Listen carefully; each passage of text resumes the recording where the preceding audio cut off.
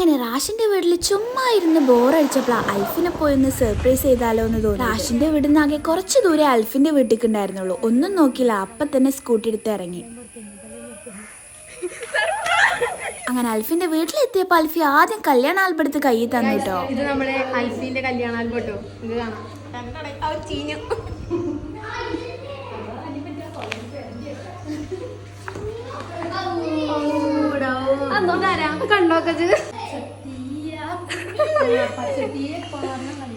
കണ്ണടച്ച് കാണുള്ളൂ.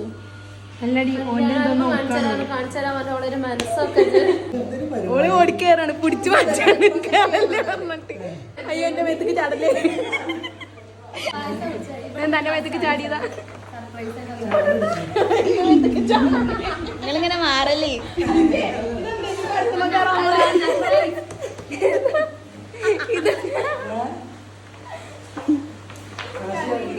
അന്നത്തെ പ്രോ ആണ് തോന്നുന്നത് ക്യാമറ. എനിക്കിതാണ് ഇഷ്ടപ്പെട്ടത്. പിടിച്ചു വെച്ചാലാ എന്തെങ്കിലും ഉദ്ദേശിച്ചത്. അതിന്റെ കേടേലും അറിയില്ല. അങ്ങനെ അൽഫിന്റെ വീട്ടിലൊക്കെ കുറച്ച് സമയം സ്പെൻഡ് ചെയ്തതിനു ശേഷം ഞങ്ങൾ നേരെ വീട്ടിൽ പോയിട്ടോ. ഇനി നിന്നാ മഴ കൊള്ളേണ്ടി വരുമല്ലോ, അല്ലെങ്കിൽ ഇവൾക്ക് ഡ്രൈവിംഗ് തീരെ പോരാ. പ്രത്യേകിച്ച് ഞാനും കൂടെ ആവുമ്പോ ഇവൾ എന്തായാലും എന്നെ കൊണ്ടുപോയി മറിച്ചിടും. അങ്ങോട്ട് എത്തിയപ്പോഴത്തേന് എന്നെ ഹാനി പടച്ചോനെ കണ്ടു എന്നാ പറഞ്ഞത്. തിരിച്ചു പോകുമ്പോഴും കൂടി കാണാൻ വയ്യാന്നുള്ളതുകൊണ്ടാ പിന്നെ എന്നെ ഇരുത്തിയത്. ഇനി എന്താ, റാഷിന്റെ വീട്ടിലെത്തി ബാഗൊക്കെ എടുത്ത് ഞങ്ങൾ നേരെ വീട്ടിൽ പോയിട്ടോ.